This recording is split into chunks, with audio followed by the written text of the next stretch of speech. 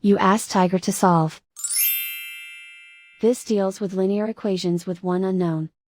The final result is w equals 4/3. Let's solve it step by step. Simplify the expression. Expand the parentheses. Simplify the arithmetic.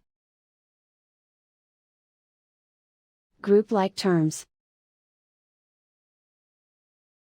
Combine like terms. Group all constants on the right side of the equation. Subtract 4 from both sides. Simplify the arithmetic.